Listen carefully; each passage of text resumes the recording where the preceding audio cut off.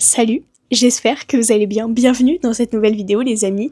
Si tu me découvres avec cette vidéo, bienvenue à toi, bienvenue dans la famille et bienvenue dans cette série de vidéos. Une vidéo par jour pendant 30 jours à suivre sur YouTube, c'est le défi que je me suis lancé. On est parti pour le sujet du jour. Avant-hier, je vous ai enregistré une vidéo sur le thème de la curiosité.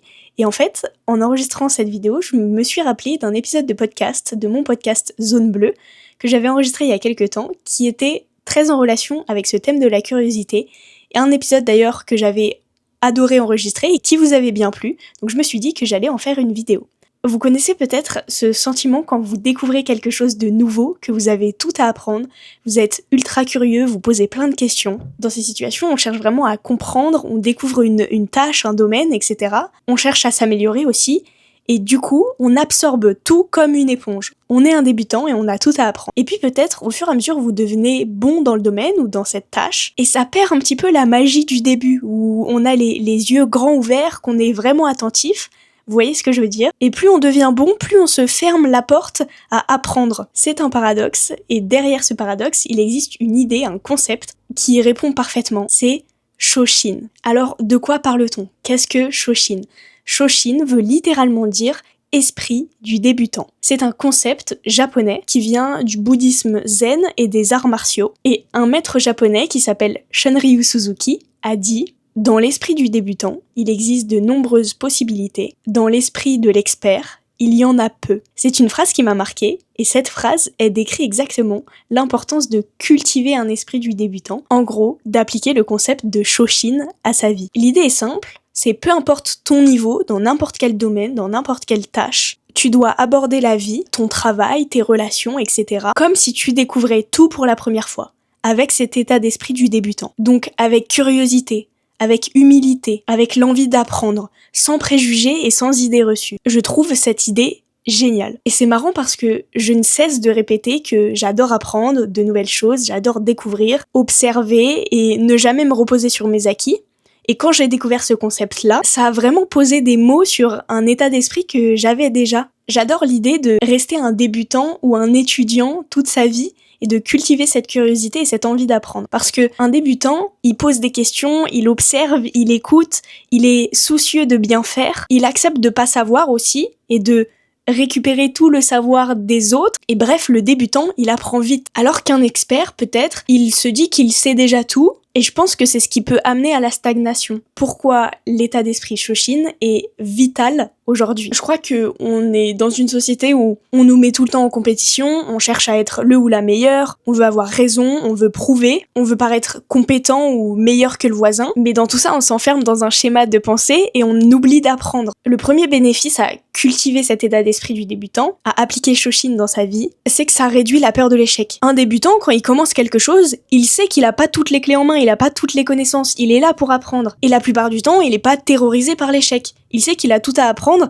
et rien à perdre, concrètement. Quand on lance un projet, par exemple, moi avec le podcast ou avec la chaîne YouTube, évidemment que je suis passée par les questions où je me dis et si ça marche pas, et si les gens n'apprécient pas mon travail, je suis pas assez prête, etc. Mais si je ne passe pas à l'action, je pourrais jamais apprendre. L'esprit du débutant, lui, il dit je vais passer à l'action justement pour apprendre, et je vais apprendre en chemin. C'est accepter les erreurs, les échecs, le fait de tomber, et se dire que tout ça fait partie du processus. C'est juste une étape. Dans l'état d'esprit du débutant, le défi, ça devient presque un jeu. Le fait de tenter des choses. Ça enlève une pression, en fait. Et comme je le dis dans mon épisode de podcast, en réalité, moi, ma hantise, et peut-être que toi qui me regardes, tu vas te reconnaître dans ce que je dis, c'est de me réveiller à 60, 70 ans ou plus et me dire je suis passée à côté de ma vie parce qu'il y a des trucs que j'ai pas osé faire, que j'ai pas osé tenter, parce que j'ai eu peur, parce que j'attendais d'être vraiment prête. On sera jamais prêt. Choisir d'agir, même sans avoir toutes les clés en main, toutes les connaissances, agir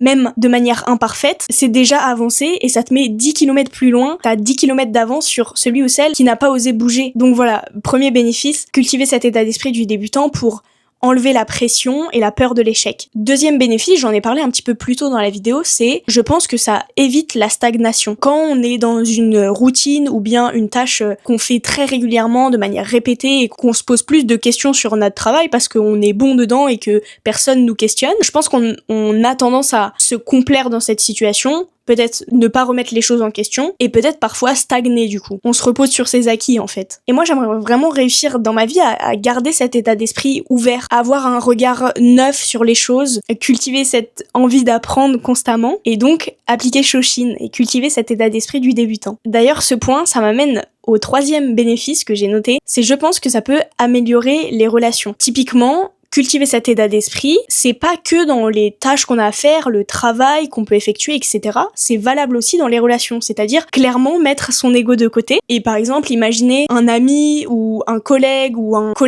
de classe, classmate, comment on dit, bon, bref, vous avez compris, qui vient vous dire qu'il est pas d'accord avec ce que vous avez dit ou ce que vous faites. Sans l'état d'esprit du débutant, on peut facilement se braquer, ne pas se remettre en question du tout, assurer que c'est nous qui avions raison. En fait, on n'écoute même pas la personne en face, on cherche juste à répliquer et à dire ce que nous on pense. Alors que en appliquant Shoshin, c'est prendre du recul, écouter vraiment, mettre son ego de côté et dire ok, je suis dans l'état d'esprit où c'est comme si je vivais cette situation pour la première fois, je la découvre. Donc j'écoute vraiment la personne qui est en face de moi. Elle est pas d'accord avec moi, ok, pourquoi ? Je peux poser des questions, je reste curieux, je cherche à comprendre vraiment sa perspective. Du coup, potentiellement, le résultat dans cette situation, c'est qu'il n'y a pas de conflit, juste de la communication. Potentiellement, vous trouvez une solution ensemble, et tout est bien qui finit bien. Évidemment, je dis pas que c'est facile, et de toute manière, les relations humaines, c'est certainement moi-même un des domaines dans lesquels j'ai le plus de mal, mais je pense que comme tout, ça s'entraîne et c'est un état d'esprit, une posture à adopter. Et surtout, je pense que ça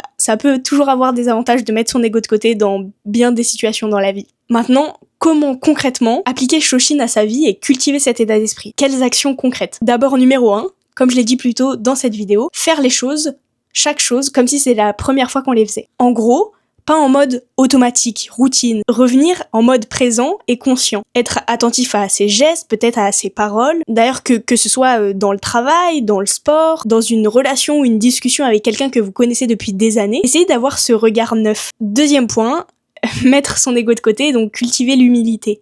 Accepter de ne pas savoir.